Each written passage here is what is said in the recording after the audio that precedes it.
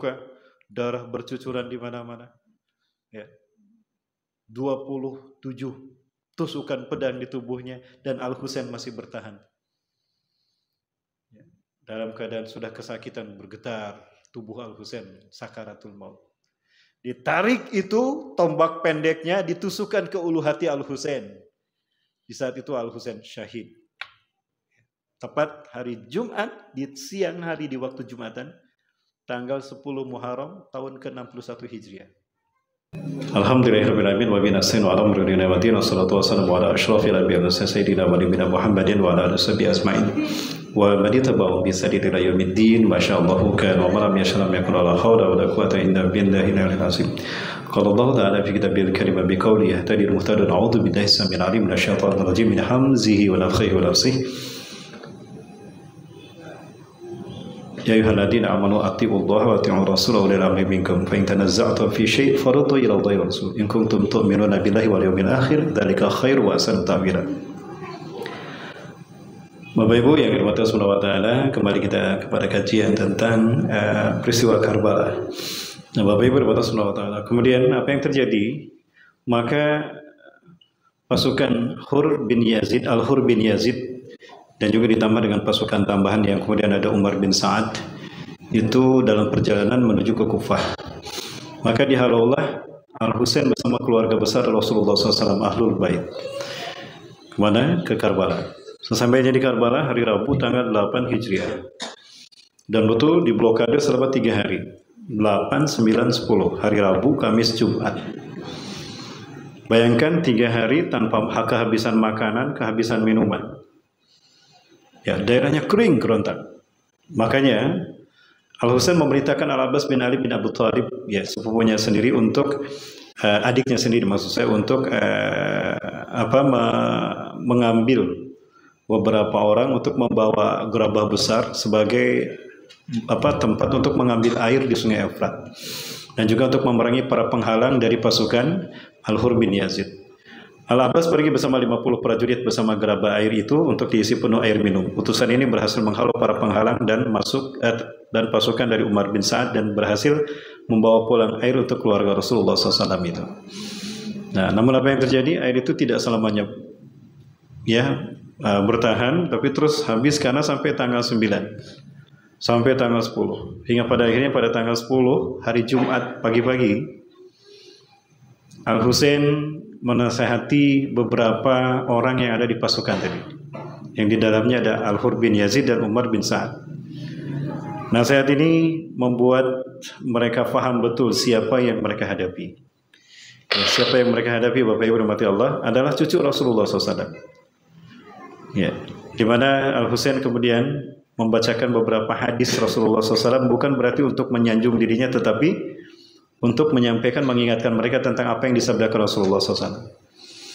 Ya, Rasulullah SAW sempat bersabda, Al-Hasan wal Husaini sayyida syababi ahlil jannah wa abuhuma khairun minhuma. Al-Hasan dan Al-Husain adalah pemimpin para pemuda ahli surga, dan ayah mereka adalah yang terbaik dari mereka. Hadis riwayat Imam Majah dari Abdullah bin Umar radhiyallahu anhum. Jadi Rasulullah SAW menyebutkan bahwa Hasan Husain ini adalah pemimpin para pemuda-pemudi ahli surga. Nah, dalam hadis yang lain Rasulullah juga menjelaskan tentang siapa mereka, nilai keutamaan dan kemuliaan mereka. An Abdullah bin Umar radhiyallahu anhu qala Rasulullah sallallahu alaihi wasallam, ya, huma rayhanataya minad dunya, akhrajahul Bukhari. Ya, mereka berdua, Al-Hasan dan Al-Husain, adalah dua raihanahku. Raihanahku adalah wewangian surga. Ya, dua wewangian surgaku, raihanahku, kalau tidak salah itu artinya di dunia ini. Nah, bahkan dalam satu hadis yang lain, saya pertama menemukan di dalam kitab Hasan Husain Al-Tastaris, itu bagus bukunya Bapak Ibu. Ini disusun oleh seorang ulama Ahlussunnah wal Jamaah dari Iran, Sayyid Hasan Al-Husaini. Itu menukilkan beberapa hadis dan cerita yang detail peristiwa Karbala. Detail, sebutkan nama-nama yang membunuh Al-Husain dan bagaimana Allah menghukum mereka. Ya, siapa saja yang membunuh dan memperlakukan dengan tidak semena-mena pada kedua cucuku ini, Al-Hasan Husain, dia akan kekal di neraka. Nah, hal ini tidak digubris. Bahkan para pasukan Abu Yazid ini bawah pimpinan komando Umar bin Sa'ad dan juga Al-Hum bin Yazid itu mengatakan, ya, percuma saja engkau berkhutbah kepada kami. Khutbahmu itu tidak akan membuat engkau selamat dari kematianmu hari ini. Hari ini pula kami akan mengirim engkau Husain ke dalam neraka. Masya Allah, begitu tidak beradabnya mereka dan begitu kufurnya mereka kepada keluarga Rasulullah SAW. Nah, namun nasihat ini sempat membuat Al-Hur bin Yazid paham, cerdas dan sadar, takut dia kepada Allah. Maka Al-Hur bin Yazid menyatakan diri bertaubat kepada Allah dan berbaiat kembali kepada Al-Husain. Kembali ke jalan Allah. Beberapa orang yang juga menjadi pengikut Al-Hur bin Yazid juga ikut bergabung. Namun ini jumlahnya masih belum berarti dibandingkan dengan ribuan pasukan yang berada bersama Umar bin Sa'ad. Ya. Maka kemudian pertarungan pun terjadi. Namun sebelum pertarungan, para sekalian, Al-Husain kembali mengingatkan, tapi kembali berkali-kali nasihat Al-Husain tidak digubris. Sehingga perang pun terjadi. Ya, ketika menjelang sholat Jumat, Al-Husain menyerukan untuk berhenti, bahkan mengangkat Quran dan berhenti dari melakukan peperangan. Kita sholat Jumat dulu. Apa kata pasukan Umar bin Sa'ad ini? Percuma engkau sholat.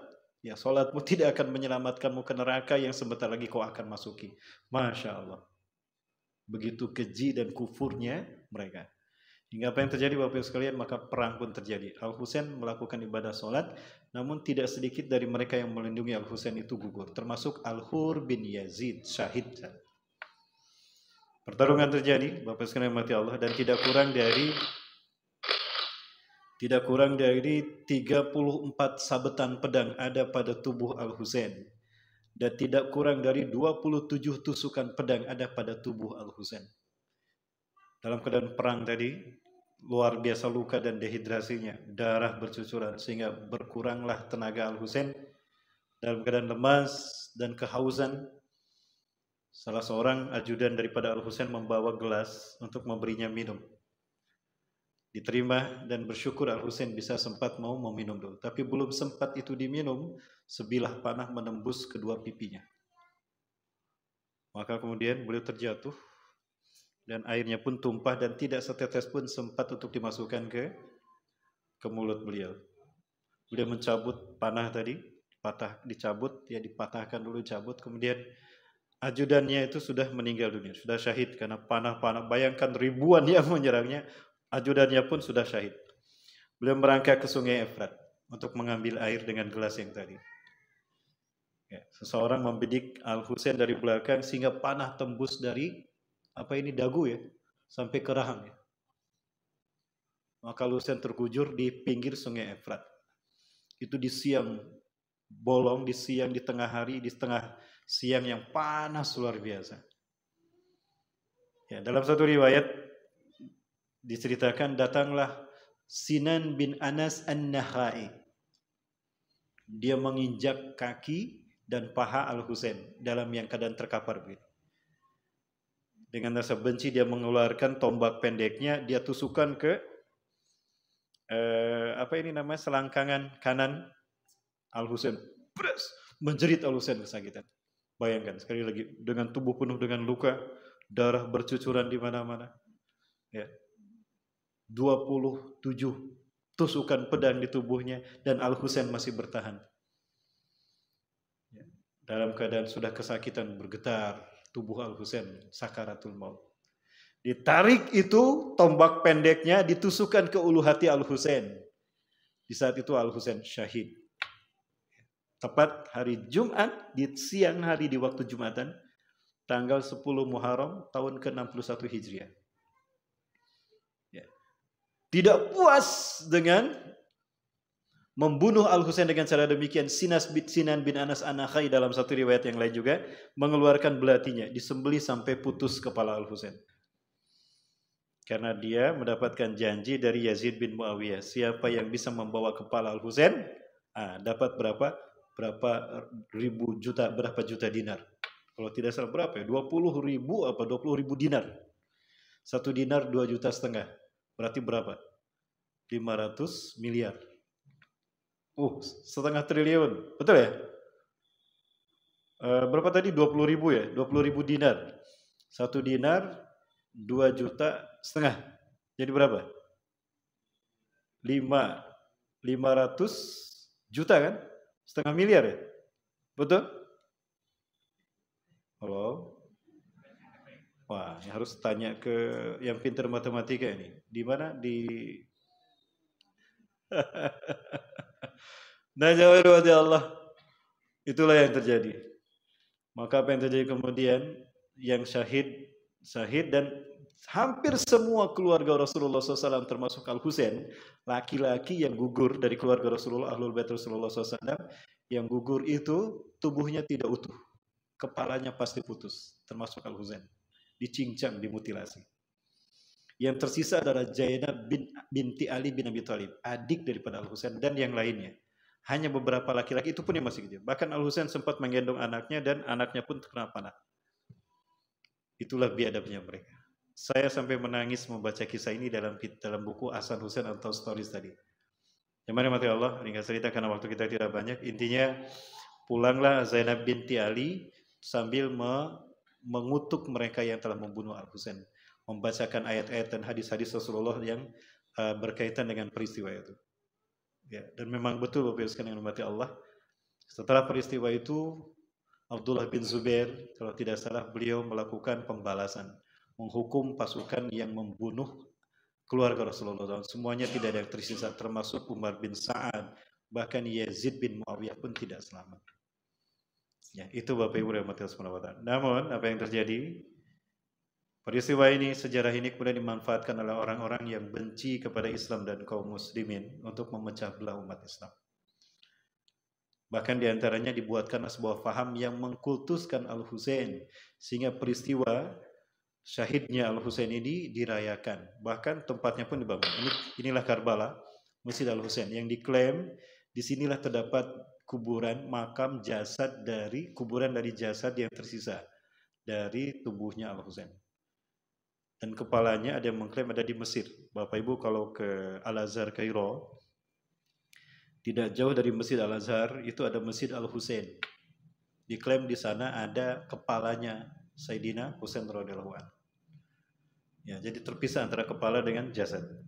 Allahu a'lam bishawab, yang benar yang mana saya juga tidak tahu apakah betul kepalanya ada di Mesir Kairo, kemudian jasadnya ada di Irak di Karbala ini. Nah, ini di sini ini tempatnya sangat suci.